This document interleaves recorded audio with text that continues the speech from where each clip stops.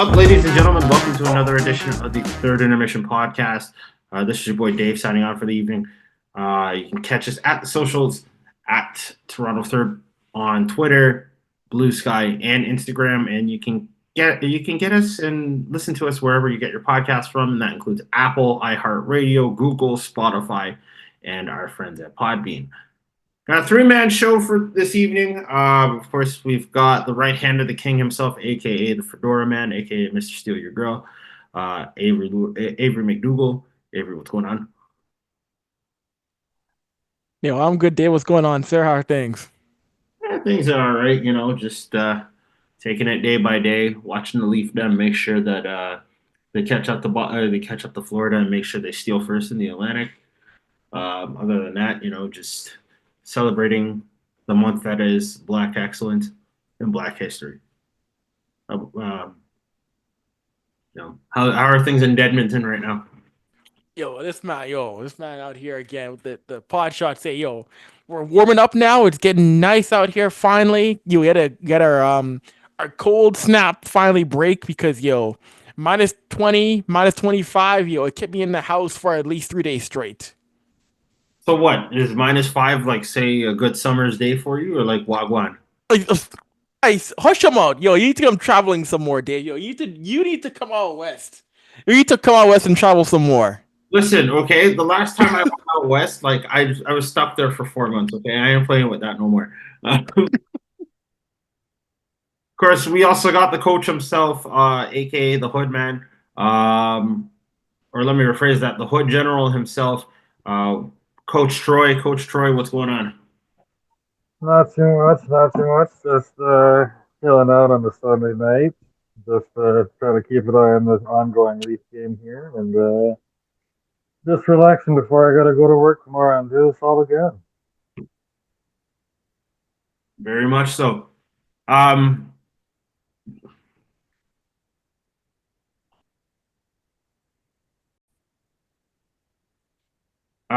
Folks, we do want to start off this episode with just a little bit of news for you. So, the reason why we have this episode pre-taped for Wednesday, we were initially to have our live show as of the 26th. Due to some things outside of our control, we're going to take this opportunity and say, hey, we're not scrapping this, but we are going to be doing this at a later date. So if y'all have bought tickets or were considering buying tickets, hold off. We may have a date. Well, we will definitely have a date with you within the next couple months, and we'll go from there. But as it stands right now, we're gonna hold off on our live show. I know some of y'all might be a little bit disappointed, but I promise you, we've got some great stuff planned for you. So just sit tight. All right. Hang on, Dave. One thing I'll say: record it again. Don't say if. Say we will. Don't say if. Like, don't you'll get the idea that if we canceled. Don't say Okay. if. You may want to cut that. You may want to cut this part then because like we're already recording right now.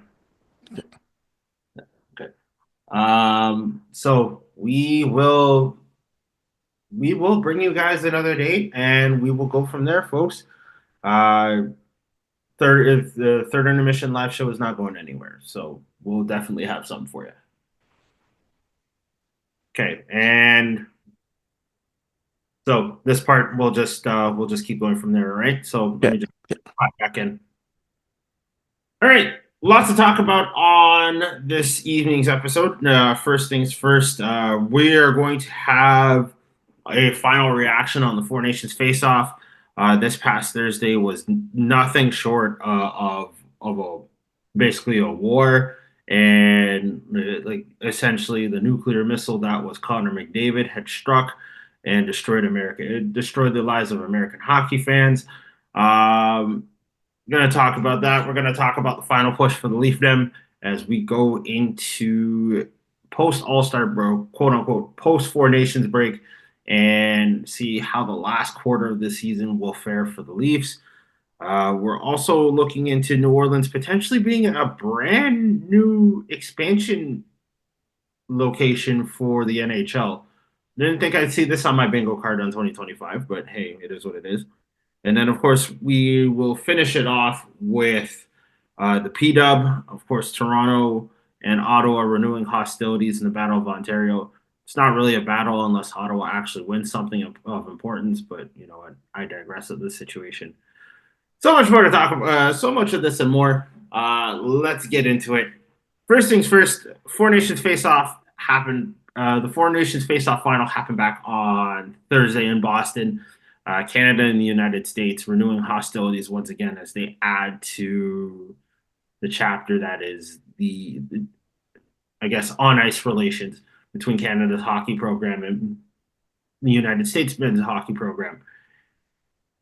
I gotta say right now, just before we dive into everything, the NHL really hit a grand slam with this.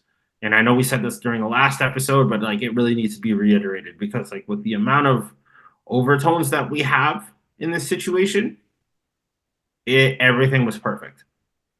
And you know, given that political tensions aren't so great between Canada and the United States right now, it was the perfect backdrop for what was to be like, say, one of the most epic hockey games in, I guess, in recent memory.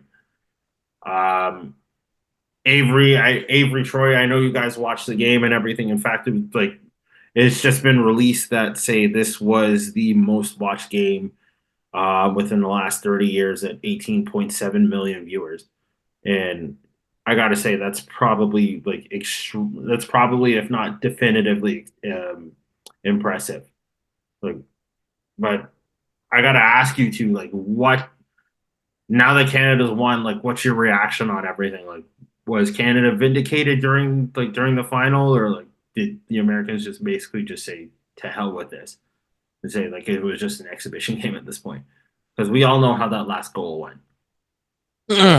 Well, first of all, I want to say I admit I was skeptical of this tournament for many months coming into it. I was there when the league announced it. I was in Toronto at All-Star Weekend. I was sitting watching in the Scotiabank. I was sitting there at the press conference with Bettman and Marty Walsh unveiling the event during All-Star Weekend last year and thinking to myself, it's interesting, but how is it going to go? Fast forward a year later, and I enjoyed the passion came from it, the intensity, because end of the day, people who watch hockey love seeing Canada play US no matter what it is, be it NHL level, juniors, women's world championships. The border battle is fun to watch. Again, also too, Sweden, Finland. But it was perfect to see Connor McDavid being the guy to end it, the face of hockey right now, the number one player in the league, be that guy left alone in the slot. And still baffles me as to why Austin Matthews left Connor McDavid alone in that slot there. But to see, I watched that game and to see the celebration of Team Canada and to see Brady Tkachuk talk about how this was one of his favorite things to be a part of and to see how he was down after the loss showed that, hey, yes, this was a quote-unquote exhibition event, but playing for your country still mattered. This was the first best-on-best tournament internationally for these players since the 2016 World Cup of Hockey. So to these guys, it did matter, even though they still have to play for a Stanley Cup right now. Honestly, it was nothing short. It was nothing short of like spectacular on the NHL's end. And I said this during the last episode. I said this 2 weeks ago. I'm going to say it again. This needs to be a permanent thing. And you can have your rotation of things where it's like you can do your World Cup of Hockey every 2 years. You can like obviously the Winter Olympics is every like 2 years after the World Cup of Hockey. You can do a Four Nations face-off in between as a tune-up, or use the Four Nations as a tune-up for the Olympics. And then, of course, like you can have your regular all-star format right in between, like, say, the Olympics and the World Cup. Well, this is done. This is confirmed one-off, though. This is confirmed a one-off. That's the plan. This Four Nations thing is confirmed done. World Cup next, so. Or sorry, Olympics next World Cup, yeah. I honestly, I gotta say this right now, like, you can't just make this a one-off at this point because, like, what the Americans want this too. Apparently, Sweden had a lot of fun. Finland had a lot of fun, and there's so many other looming questions involved in the situation. It's like, say, for example, if you do another Four Nations face-off, it's like, can you get the Czechs involved? And then can Russia actually get themselves together and actually be able to like field a decent hockey team? Because there are some significantly great Russian players in the NHL right now. And despite the fact that, like, obviously Russia's still fighting the Ukraine right now as it is, it's like, okay, when will Russia actually get themselves together, be able to be accepted within the sporting world again? And then on top of that, it's like, are we going to see a team Russia at another Four Nations face-off? Let alone, like, say, are we going to have another one? You know. But So I think the NHL is taking people for idiot here because I mean you're essentially renaming the Four Nations Cup the World Cup. All you're doing is adding more teams. It's the same fucking tournament. It's the same no, that's fair. That's absolutely fair. I mean, again, ideally, like, you know, like the concept of the Four Nations face-off was just absolutely beautiful. I mean, yes, everyone was skeptical. Avery, you were skeptical. I was extremely skeptical. And then all of a sudden, it's just like the way it took off and the way it did, it's just like you can't really just have them one off and then just let it go. And that's just I me. think a tournament like this worked because you only had 4 teams. If you start adding more teams, it becomes longer and it becomes more complicated. I think. Well, no, I mean, I don't mean it like that. What I mean it as is like say instead of having Sweden and Finland the next year, like say have Russia and Czechoslovakia and the Czech Republic. Yeah, you change out a couple of teams, but I mean, again, it's essentially the World Cup. All you're doing is adding more teams. Fair. But I think overall it was a success. Mhm. It's a nice replacement. It was a fitting replacement Yeah. for the All-Star game, and this was much more entertaining to watch, much more gripping to watch than almost anything All-Star Weekend can put on.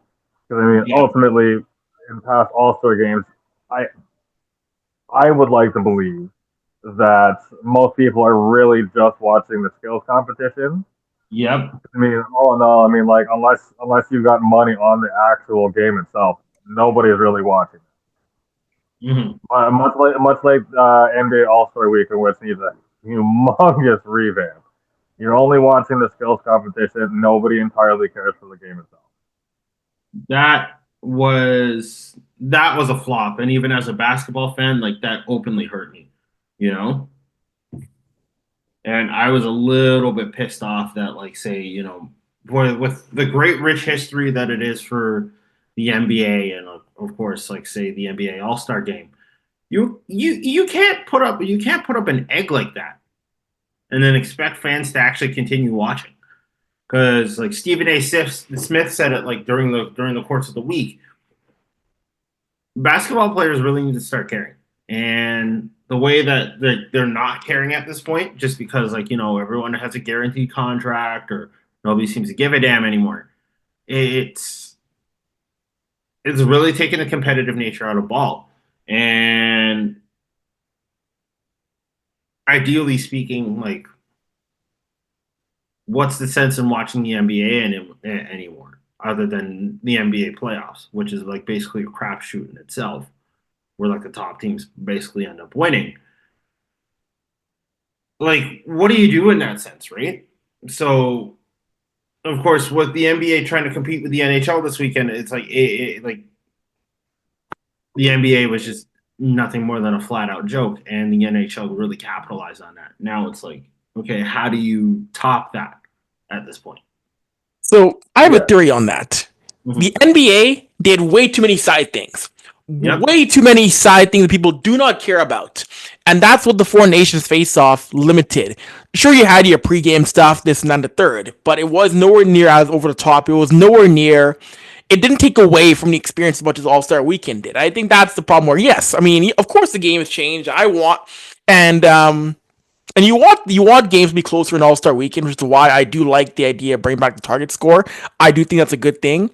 But I think too, like I said, NBA All Star Weekend dives far too much. I mean, don't get me wrong, it's always going to have celebrity involvement. When you have this Mr. Beast thing going on for 20 minutes, and then the NBA, and then the inside the NBA tribute, and then this and that, it's like, oh my gosh, get back to the basketball. That is a thing that will turn a consumer off in a major way. No, I fully And agree. yeah, and that was the one thing the Four Nations Face Off didn't have. You didn't have all these different things taking you away from the actual in-game action. We can get a different show in terms of what the also weekend needs to do and improve, because hey, I'm very much a man who wants to see a one-on-one tournament, but that's never going to happen because some guys want to be playing a one-on-one tournament. But I think is that Four Nations Face Off kept the side things to a minimum, while NBA All Star Weekend dove way too far into them, and it turned people off.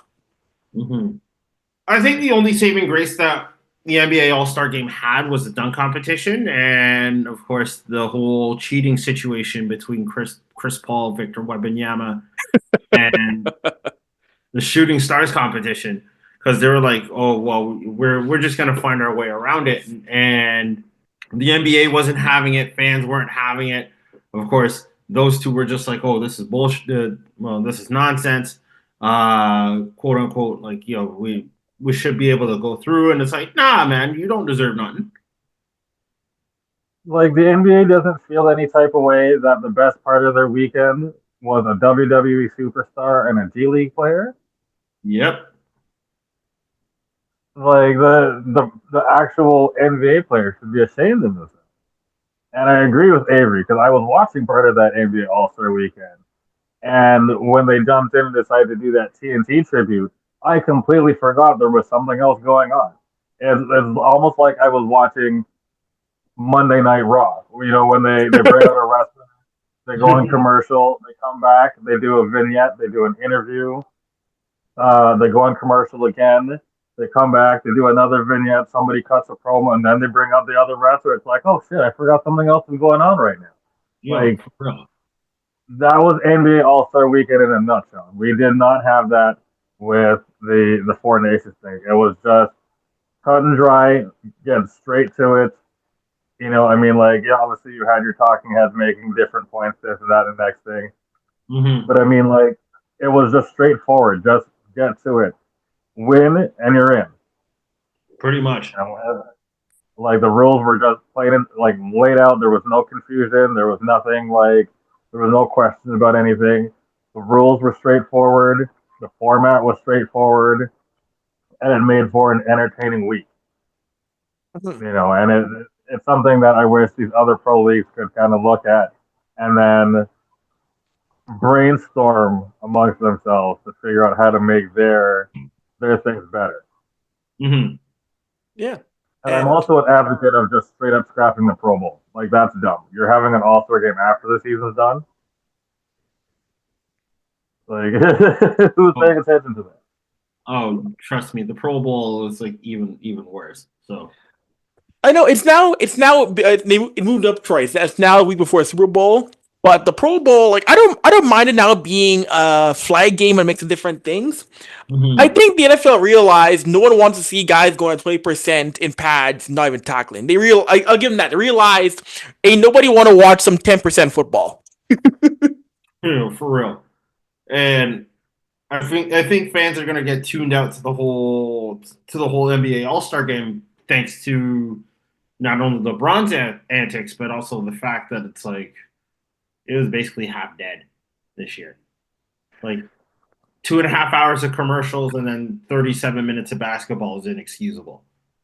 Like the NBA is doing too much. Like Troy said, they got right to in the Fortune's face off. They got right to it. The NBA is trying too hard and trying to appeal to too many people at the exact same time. I mean, you can have your streamers and your content creators, but trying to jam it into the one place at the exact same time, it didn't work. It didn't work. No, it really didn't. Either way, once again, like we now have to discuss whether or not the NBA All-Star Game is on life support or is basically bugging the hell out. But again, let's get back to the topic at hand here with like the Four Nations face-off. That again, that Connor McDavid goal, did it seem like the passing of the torch for you guys? Even though, like, say, what Crosby still has a year left in Milan.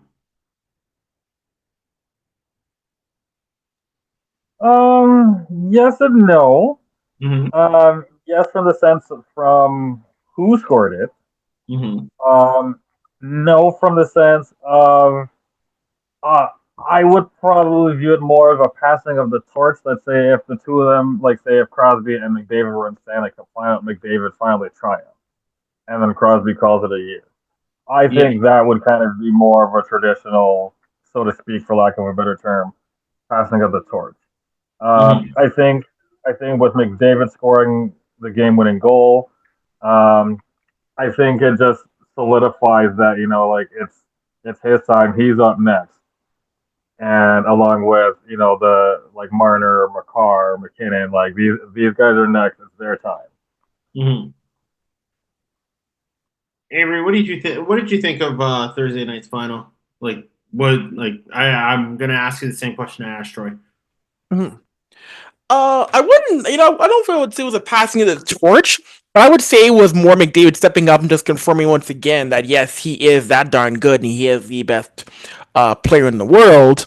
Mm-hmm. But you saw other guys in this tournament step up. I thought this was a great showing for Thomas Harley, who came in as injury replacement, comes in after Shea Theodore gets hurt in the first game, and played big minutes, was a big cog in shutting down other teams in relief. So I think for some other guys, this is a big spot for them to say, hey, I'm here, and this is why I should be in consideration for Milan in 2026.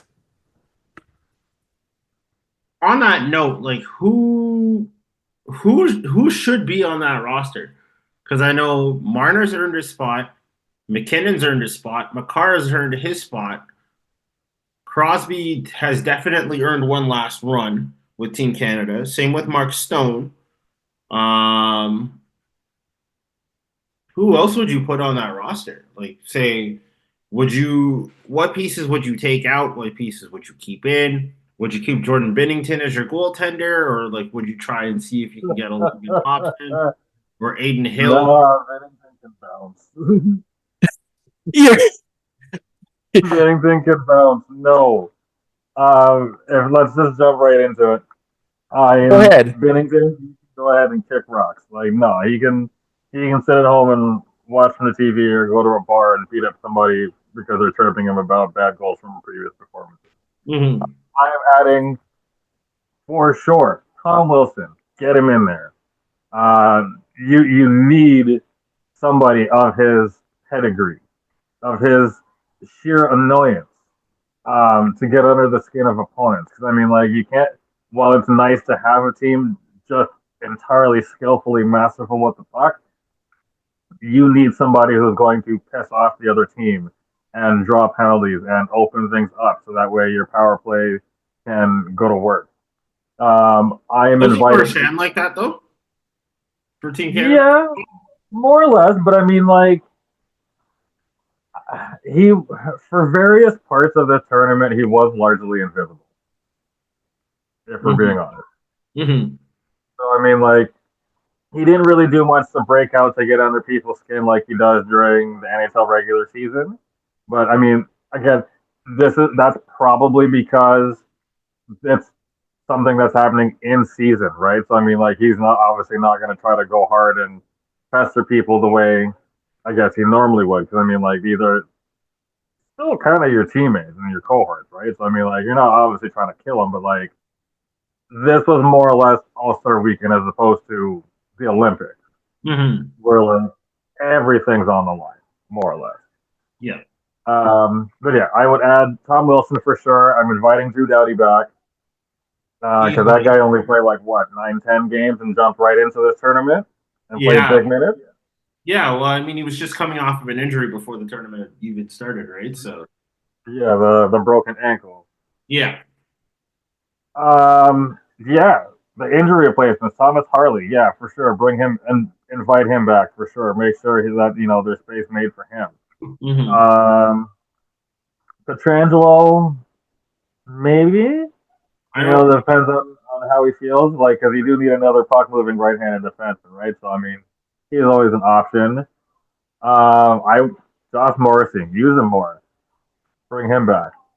Did I say Logan Thompson already? If I didn't, Logan Thompson. And then I think you just kind of gotta gauge the goaltending from now until up until when you have to pick the roster, right? Because you don't want to make the same mistake twice. I mean, you don't want management picking your goalies because two of them are in their feelings about one particular guy. Like you got to put that shit aside and do what's best for your country. You have to pick the best guy, not just so dude just because he's got a Stanley Cup ring. Doesn't mean he's the best option. What do you guys think? Okay, like we like I think after 2026 we need to find a way to start developing goaltenders and say solid defensemen like we used to back in the early 2000s. Because like I don't know if this current generation of like say Team Canada players that we are getting have the I guess have the determinate skill in order to be able to say come up in like big money moments. Now, of course, with the Four Nations face off, we had like 14 players that initially won Stanley Cups, and a few of them have like say finals experience as well, outside of like say just being a Stanley Cup winner. And now it's like you really have to find a way to find that chemistry to make things work. So it's like, do you really run it back with the same team, or just what pieces can you find to reinsert into the lineup? And then of course it's like have you have the Connor Bedard factor as well. Like, does he get thrown onto the team? And these are some burning questions that Hockey Canada is going to have to answer. But I mean, can they actually get it done before the Winter Olympics, which is less than a year away? No, I agree with Troy. It's a matter of building the best team possible, and that starts with Jordan Binnington. Yes, he had a good overtime, he had a good final, but Jordan Binnington was far too shaky overall in the tournament for me to entrust him in Milan in 2026. It Mm-hmm. should be a Logan Thompson. It should be a Joey Decord. This is where Hockey Canada has to get to work in figuring out, sorting out the passport thing with Joey Decord, because he's going to have the U.S. and Switzerland also fight to get him on that roster. So Hockey Exactly. Canada's got to work on making, selling him on, hey, this is why you should pick Canada for your international spot. That's the big thing for me to get them to focus on, is selling Joey Decord on why he should play for Team Canada next year. But yeah, I agree. It really should be the best player possible. It might mean you do have to say goodbye to Brad Marchand, because I thought Brad Marchand looked a little bit too slow in that tournament. And when it comes to a 2 week long tournament, I don't think Marchand has the wheels for a 2 week long tournament internationally. Even though it is play NHL ice in Italy, which is a little bit weird next year. But I don't think Marchand has enough enough in the chamber for tournament next year. So I think you do say bye to Brad Marchand.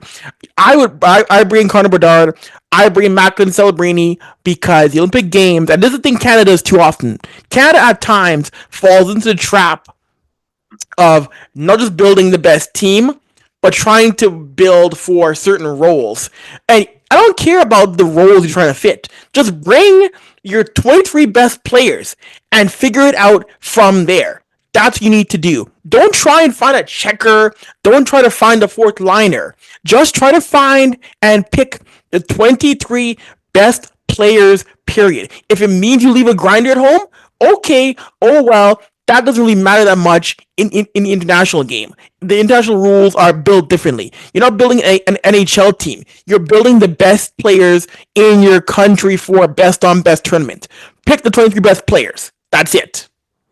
No, I fully agree with that. And I don't know if Celebrini would actually be deserving of a spot, not because I don't want to see him that in a Team Canada jersey, but at this point in time, it's like I feel like he might need a couple more years before he can actually get his hands on, say, international play, like during the World Cup. So I mean, I'd hold off on him, at least in my honest to God opinion.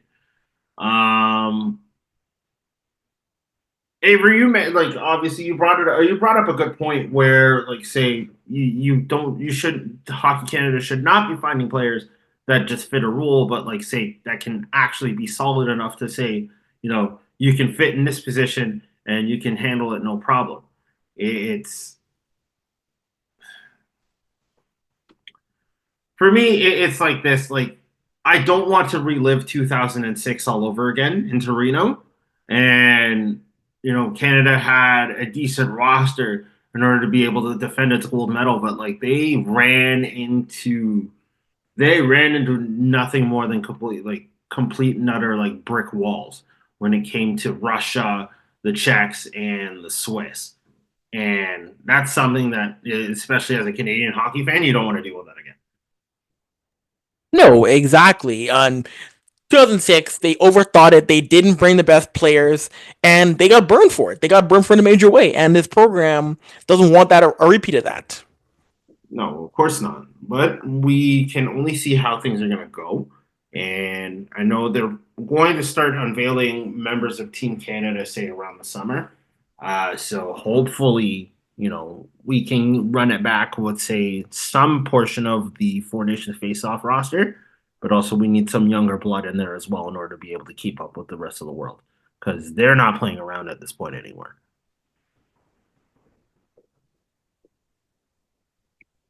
But ideally speaking, tournament was a massive success, and we hope that it isn't just a complete and utter one-off, and it happens again. So, all right, moving on here. Leafs are now within the home stretch, as there is say 25% of a season left before playoffs. Troy, I'm going to start with you. How are we feeling about say how the Leafs have been performing over the last little while? Well, they're in at the time of this recording. They're in game 2 of coming out of this four nations break. I think the last I checked, we were 1 point behind. 1 point behind Florida for the lead. I think, like I've been saying all season long, it's going to be a back and forth between us until the end. I think if we maintain this pace, it's entirely possible that we can eventually leapfrog Florida and take it. But I think this might come down to the last week, if not the last day of the season, to decide who gets the Atlantic Crown. But overall, I mean, I think I do like our chances in terms of winning the Atlantic. It's just a matter of guys staying healthy, consistent play, and winning in regulation. No, I fully agree with that. Avery, what are your thoughts? So right now, the big thing for Toronto, in my mind, is this team is having to find ways to pick up the most points against Eastern Conference teams. Doesn't matter if you're playing. Doesn't matter who you're playing your conference. The big thing right now is finding ways to, at minimum, get a split against teams inside your own conference, inside your own divisions. This team cannot sacrifice any more games where you're walking away with 0 points. You have to find a way to get at least one game going forward to pull away from Florida, because the Panthers are a team you cannot sleep on still. No, I fully agree with that. Although the Leafs do have a couple games in hand on Florida right now. Toronto has to strike where they are and hot in the situation and take advantage of the fact that, like, hey, you have a chance to actually leapfrog them by 3 points at minimum. So, like, if you can get yourselves together to that particular stage where you can say, take first away from Florida and then make sure that you can hold on to it with, like, say, however many games left, then it's like you don't have to worry about, say, losing home ice advantage, at least when it comes to the Atlantic Division. At least when it comes to the Atlantic Division. ideally speaking, though, Toronto really does have the work cut out for them because they do have Boston later this week. They got a trap game against New York on Friday, and then of course Toronto finishes out the Oh, actually, let me rephrase that. I know Toronto finishes out February on Friday in New York. When it comes to Saturday, just gonna double check this for y'all real quick, folks. Leafs have a rare Saturday night off. They'll face Pittsburgh on March the 2nd in Pennsylvania. So home stretch is literally just right around the corner here.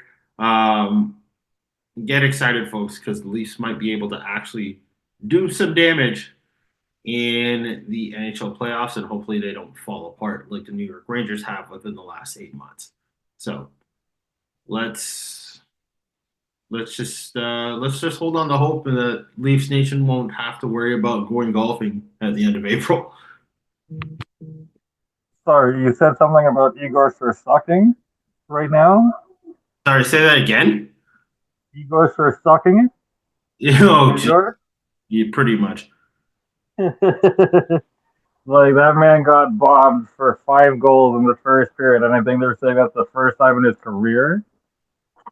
But, like, there's been, what was that crazy stat from last year's playoffs where, like, some, like, 19 plus times he's let in 5 or more goals, but then has somehow managed to bounce back with a W.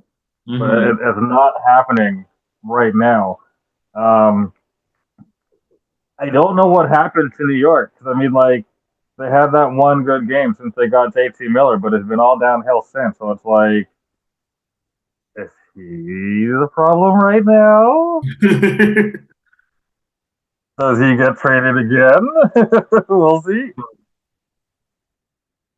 Well, I mean, at this rate, it's like this. New York has basically free fallen out of a playoff spot.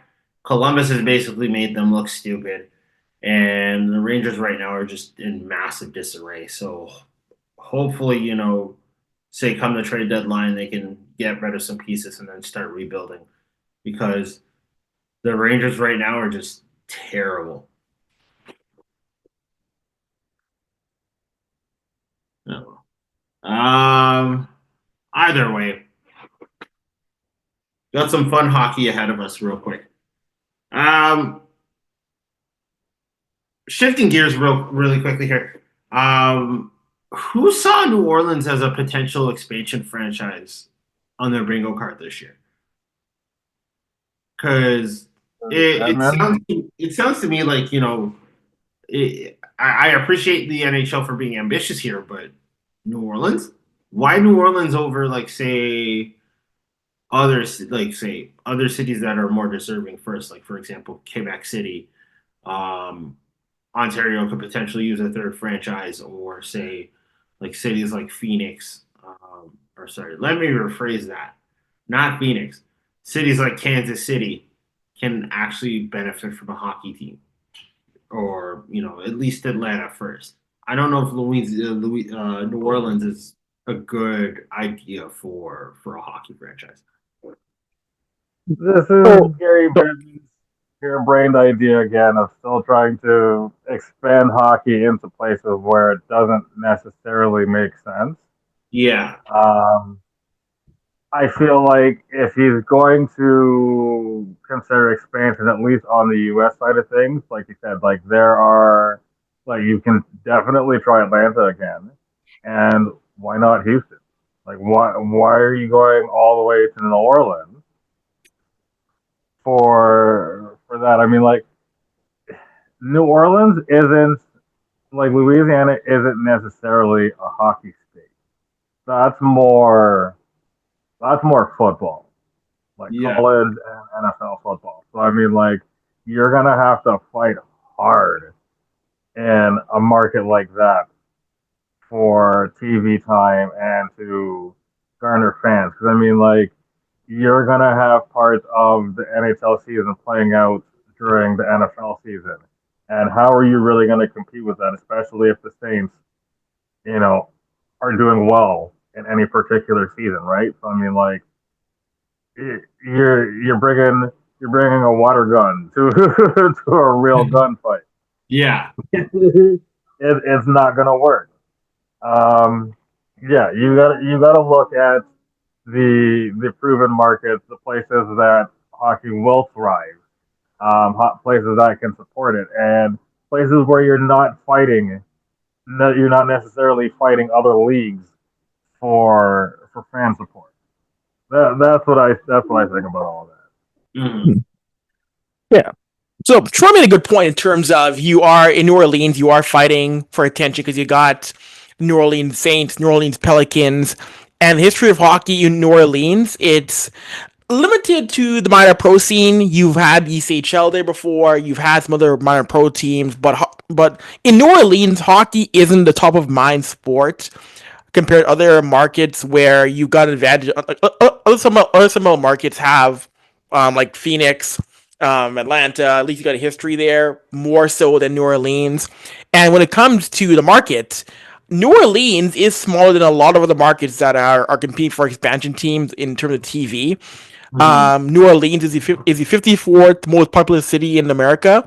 And when it comes to TV market rankings, New Orleans is 51. Like, that is not exactly a great place to be in for the NHL. When it comes to TV markets, they're smaller than Phoenix, Charlotte, Portland, Indianapolis, Baltimore, San Antonio, Hartford, Mhm. Kansas City. Like, they're up again when it comes to TV markets. I admit they're up against it, and you're gonna have to try and convince a broadcaster to possibly give them time or marketing time on TV over an NFL team or over an NBA team, and you're coming in as a newcomer when you have a limited amount of exposure of pro hockey. So yeah, so it would be cool. I think it would be different, but and it actually, it isn't really a Bettman thing. I'll give Bettman grace here. It's investors who approach him about this idea, which has been floating about for a little bit of time here. But you are fighting up an uphill battle when it comes to the other teams you're going up against, and the fact that when it comes to TV market, you are pretty small compared to other markets in America. You're not big. Like, if New Orleans, when it comes to if New Orleans are the market for TV, if they were in, say, the top 20 or top 15 or even top 25, okay, maybe you have a case. But 51, I don't know. This is why, and again, you guys have hit the nail on the head in this situation. Do not expand into non-hockey markets, the non-hockey markets that do not work. And New Orleans is, I guess, a great example of that. Because Avery, like you said, you did say like it's like the 51st watched, the 51st, like, say, TV market, yeah. yeah, TV market. And it's just, why would you try and compete with the fact that, like, say, the Pelicans are already looking for fans and they've been doing terrible consistently. And then on top of that, it's like, of course, the New Orleans Saints, who happen to be my favorite football team, they're always clamoring for fans, like, say, during the week. Obviously Sundays are a big thing, but it's like, okay, how are you going to divert the attention of fans from, say, an NFL game to an NHL game? And I think that's something that might not be able to translate when it comes to, say, a potential franchise within New Orleans. So I couldn't really agree with the fact that New Orleans is an potential expansion city. Again, Atlanta deserves one. We need another Canadian team to actually get another roster, well, to get a full-fledged roster in the NHL. There are other cities as well. San Antonio definitely deserves a spot. There's a shot at an expansion franchise, but, like, again, there's so many different options other than New Orleans. Yeah, like, it's like I'm not opposed to Sunbelt hockey. I'm a big, again, like you mentioned here. I want to see Atlanta return. I want to see Phoenix return. But New Orleans seems like you got too many. And you know what? Maybe I'm proven wrong. Maybe if this happens in, I don't know, 2038 or whatever year it happens, maybe I'm Yeah. proven wrong. It's a hit. But right now, it looks like the one market that's just a massive, massive, massive long shot right now. Well, let's see how this plays out. Again, if we see Atlanta before New Orleans, I'll be happy. If we see New Orleans before anybody else, I might have some concerns. So let's see how this goes. Finally, of course, we want to end things off on a lighter note. The P-Dub once again resumed hostilities for the Battle of Ontario as Ottawa took on Toronto. Toronto, of course, came back from a 2-0 deficit to win 3-2. I'm gonna let Avery field this one, considering he was at this particular game for the Hockey News, and would like to hear his insight on how the P-Dub handled themselves during the takeover of Rogers Place in Edmonton. Avery, go right ahead. Yeah, first of all, great game. Toronto got a massive win against Ottawa, an Ottawa Charge team that came to that game hot after an 8-3 win over Minnesota, snapping their 4-game skid.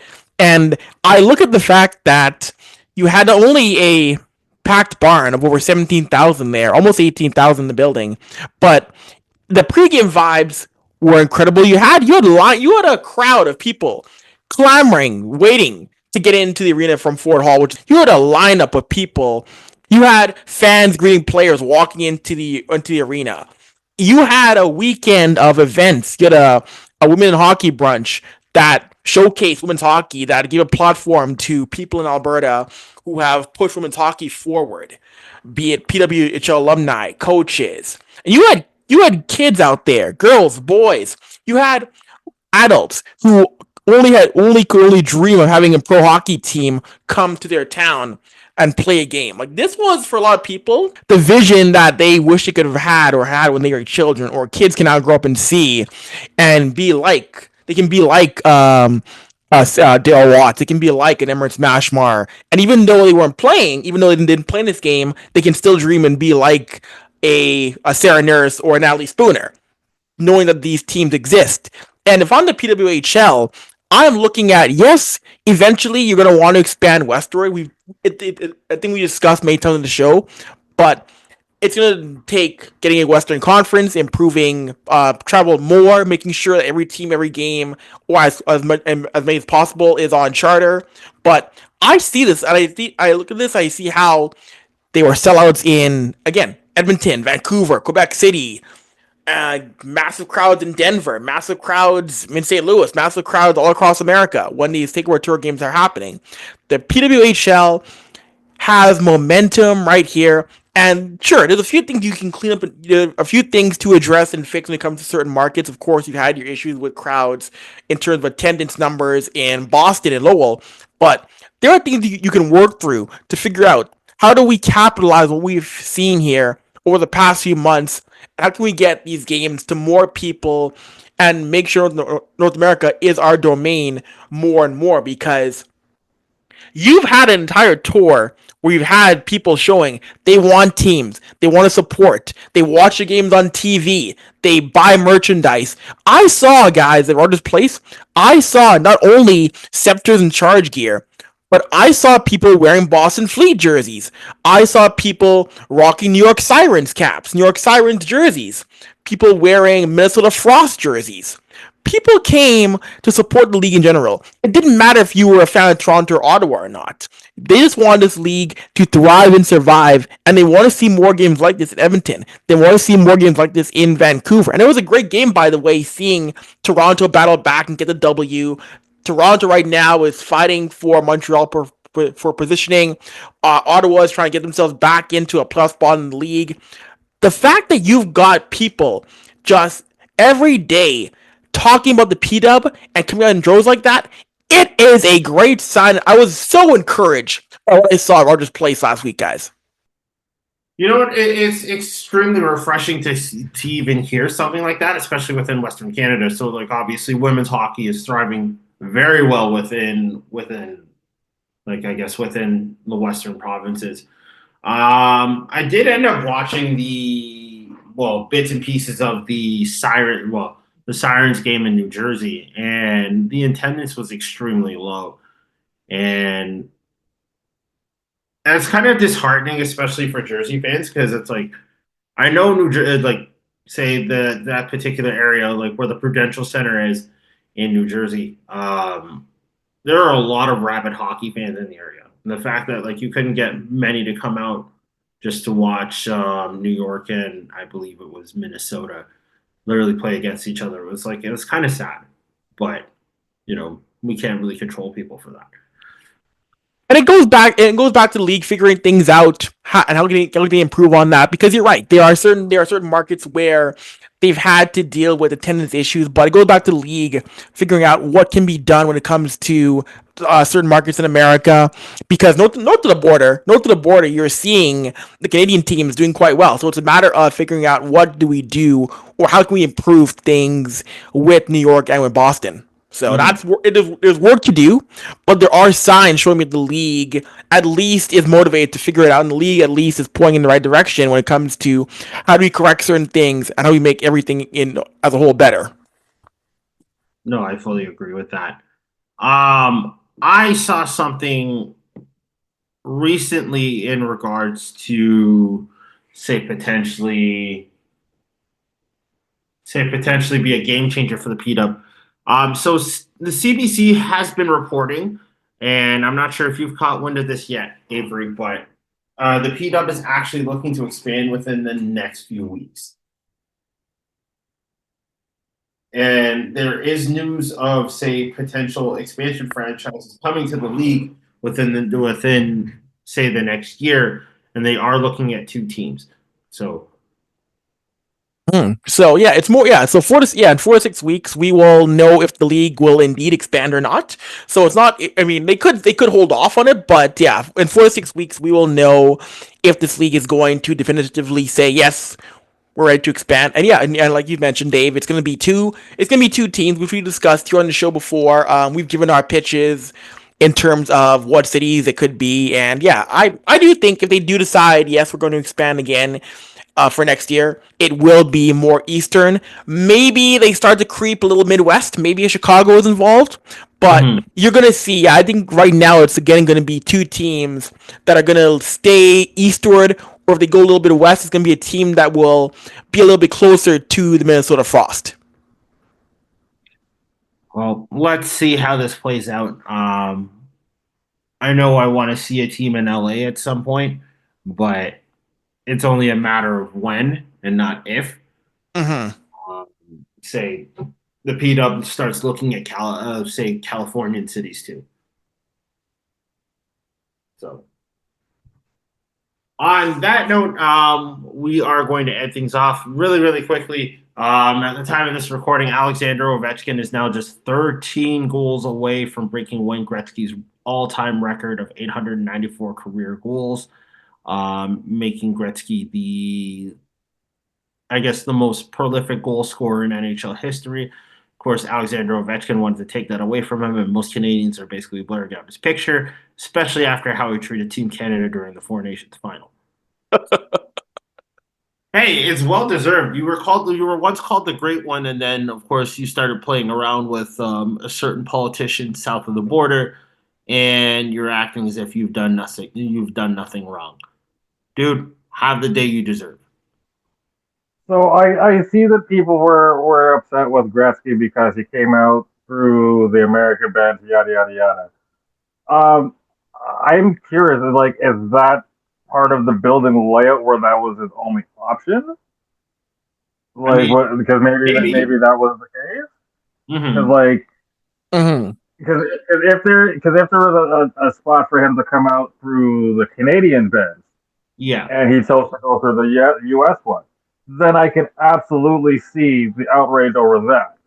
But if there's only one that, because of where the cameras are facing, like how those camera bays are set up in that arena, maybe you come out through that side. But everything else, oh yeah, completely warranted. Like the booty software, yeah, completely warranted. But I just think that maybe unless you know the building layout, I think booing him for coming out on the American side might have been a touch overboard. Yeah, no, it's a good point Troy makes. Cause yeah, I've never been to TD Garden, so I can't speak definitively in terms of how the bench layout works myself. But no, the rest of what's gone on in terms of why people are mad at Gretzky, I understand entirely. I get it.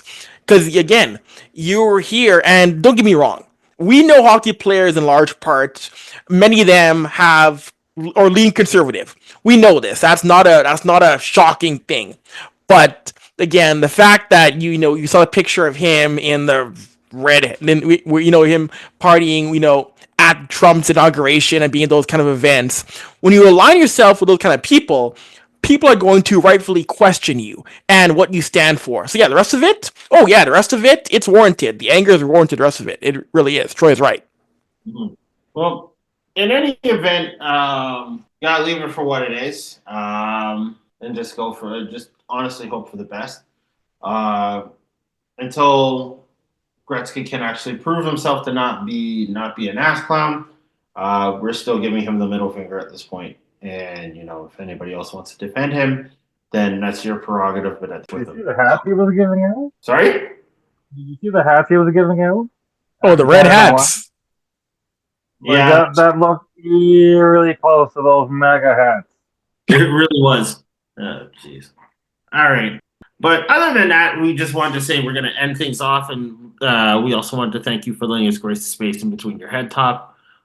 This is your boy Dave signing out on behalf of Avery and Troy. We will be back next week for another episode of the Third Intermission podcast, and you can follow us on the socials and get us wherever you get your podcast from. We will be back next week. Hopefully, we'll be giddy from WWE's Elimination Chamber on Saturday in order to be able to record the next day. So have fun, y'all. Make sure you drink water and mind your business. Later. Peace.